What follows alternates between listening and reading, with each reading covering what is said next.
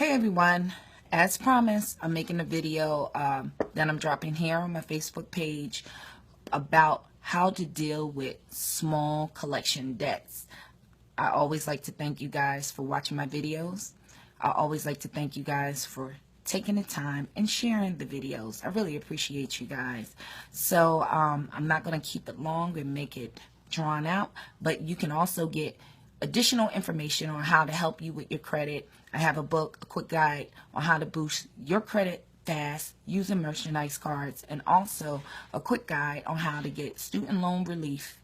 So this information, you can use it with the books in conjunction to help you deal with certain aspects of your credit.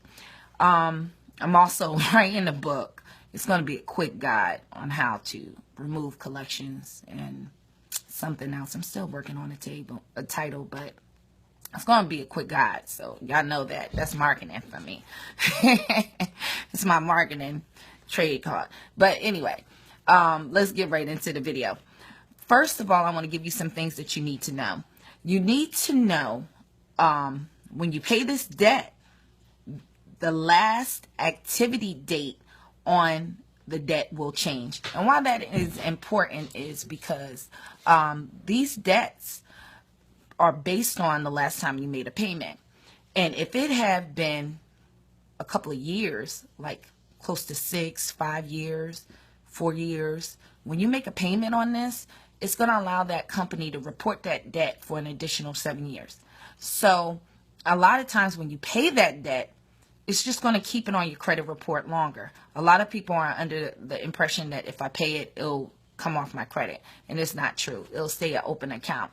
And a lot of times when it goes over 24 months of not being paid, it doesn't take as many points, if really any, off of your actual credit report anymore. It's like negative reporting before the first 24 months. That usually is the major points deducted off of your credit. So you want to keep that in mind. Number two, you want to keep in mind who actually owned the debt and who's reporting the debt on your credit report. The reason why it's important, I have made prior videos, one of the videos that got over 1 million views, on how debt collection companies are borderline illegal, really. A lot of times, if you're purchasing debt, these companies, majority of the time, don't have proof that they have the right to collect, a right of an assignment of the debt. So when you and a company or a person make an agreement and money is owed, you have to, at the beginning, agree that that company or person can sell that debt to someone else and give them the right to collect. Remember, because a debt is owed, it doesn't give you a right to collect it. Just as I use, for example, you have a light bill somewhere or an energy bill. I can't just knock on your door and say, pay me for the money that you owe. I have to show I have a right to collect. So this can be very problematic for these third-party collectors if you push the issue. And another thing you need to know is the age of the debt. Like I said, if it's on its way out, it's not sometimes wise to pay it unless you're doing what I call a satisfactory and accordant agreement. And we'll talk about that in a minute. And the type of debt. Now, if you have a student loan debt, you got to pay it.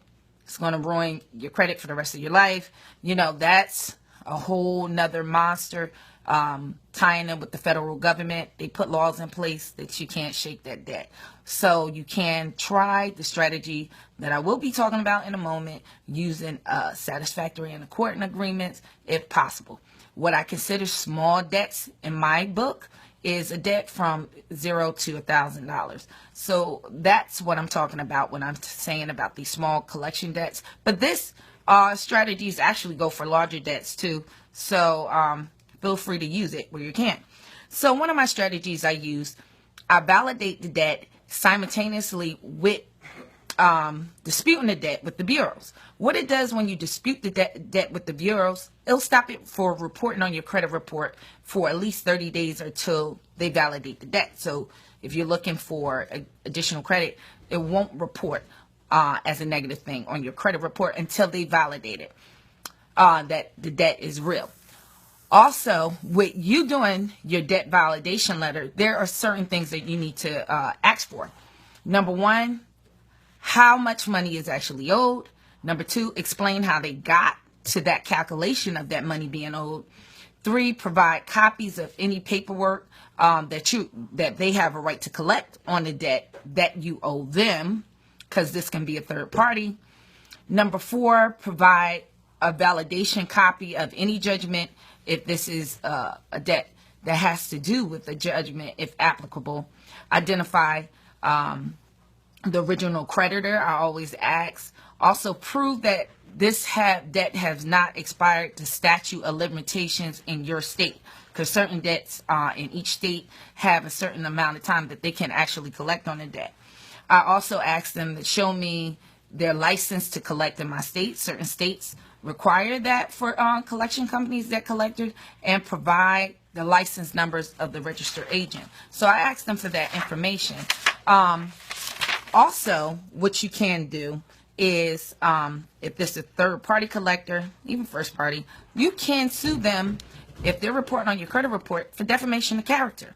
If you don't owe this debt, or they cannot prove that they owe this debt, I like to sue them for defamation of character in small claims court. This is very effective. I never had this to fail me, not one time, not one. I'll have more information on how to take these steps in my upcoming book. But this is a very effective tool. I never had it fail for me. This is why when you're talking to people in correspondence, keep dates and times. I always preach that, dates and time. And also, you can pay a debt if you choose to, but you always set up a SNA, satisfactory and accord agreement. This is that you state in that agreement, and I'll have more information in my book, if I pay this debt, that you will remove this within 30 days. Very important too. You can pay, and another step I do, pay and set up the satisfactory and court agreement, and if they don't abide by it, sue them in small claims court.